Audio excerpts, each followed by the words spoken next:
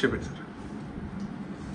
2021 మే 14 నా పుట్టినరోజు నాడు జగన్మోహన్ రెడ్డి ఆజ్ఞ మేరకు పివి సునీల్ కుమార్, విజయ్ పాల్, అప్పుడున్న ఇంకొక అధికారి సీతారామాంజనేయులు వీరందరూ కుట్ర చేసి అప్పటికప్పుడు నా మీద రాజద్రోహం కేసు పెట్టి నన్ను ఎత్తుకెళ్ళి కస్టడీలో టార్చర్ చేయటం, సుప్రీంకోర్టు ఇన్వాల్వ్మెంట్తో నేను మిలిటరీ హాస్పిటల్కి వెళ్ళటం అదంతా అందరికీ తెలిసిందే.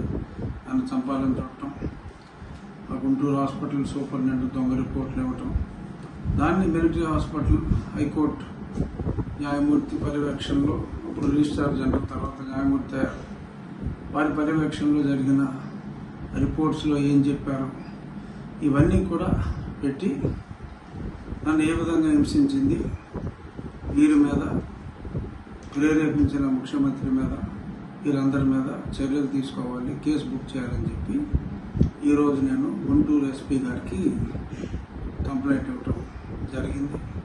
తప్పకుండా దాని మీద యాక్షన్ ఉంటుంది, అది కేసు రిజిస్టర్ చేయాలి.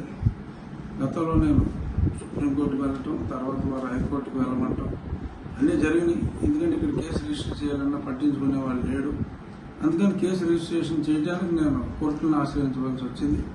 ఇప్పుడు డైరెక్ట్గానే లా అండ్ ఆర్డర్ ధర్మం 4 పాదాలు నడుస్తుంది కాబట్టి ఇప్పుడు చంద్రబాబు నాయుడు గారి పరిపాలనలో నాకు న్యాయం చేయండి, అక్రమంగా నన్ను కస్టడీలో హింసించిన వాళ్ళని న్యాయపరంగా శిక్షించాలి అని చెప్పి నేను కంప్లైంట్ ఇవ్వడం జరిగింది. రాబోయే వారం 10 రోజుల్లో ఏం జరుగుతుందో చూద్దాం. చెప్పండి సార్. 2021 మే 14 నా పుట్టినరోజు నాడు జగన్మోహన్ రెడ్డి ఆజ్ఞ మేరకు పివి సునీల్ కుమార్, విజయ్ పాల్, అప్పుడున్న ఇంకొక అధికారి సీతారామాంజనేయులు వీరందరూ కుట్ర చేసి అప్పటికప్పుడు నా మీద రాజద్రోహం కేసు పెట్టి నన్ను ఎత్తుకెళ్ళి కస్టడీలో టార్చర్ చేయటం, సుప్రీంకోర్టు ఇన్వాల్వ్మెంట్తో నేను మిలిటరీ హాస్పిటల్కి వెళ్ళటం అదంతా అందరికీ తెలిసిందే. నన్ను చంపాలని చూడటం, ఆ గుంటూరు హాస్పిటల్ సూపరింటెండెంట్ దొంగ రిపోర్ట్లు ఇవ్వటం, దాన్ని మిలిటరీ హాస్పిటల్ హైకోర్టు న్యాయమూర్తి పర్యవేక్షణలో, ఇప్పుడు రిజిస్ట్రార్ జనరల్ తర్వాత న్యాయమూర్తి అయ్యారు, వారి పర్యవేక్షణలో జరిగిన రిపోర్ట్స్లో ఏం చెప్పారు ఇవన్నీ కూడా పెట్టి నన్ను ఏ విధంగా హింసించింది, వీరి మీద ప్రేరేపించిన ముఖ్యమంత్రి మీద వీరందరి మీద చర్యలు తీసుకోవాలి, కేసు బుక్ చేయాలని చెప్పి ఈరోజు నేను గుంటూరు ఎస్పీ గారికి కంప్లైంట్ ఇవ్వటం జరిగింది.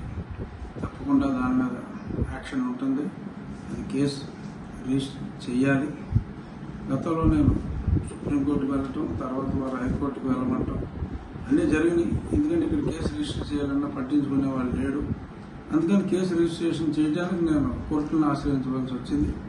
ఇప్పుడు డైరెక్ట్గానే లా అండ్ ఆర్డర్ ధర్మం 4 పాదాలు నడుస్తుంది కాబట్టి ఇప్పుడు చంద్రబాబు నాయుడు గారి పరిపాలనలో నాకు న్యాయం చేయండి, అక్రమంగా నన్ను కస్టడీలో హింసించిన వాళ్ళని న్యాయపరంగా శిక్షించాలి అని చెప్పి నేను కంప్లైంట్ ఇవ్వడం జరిగింది.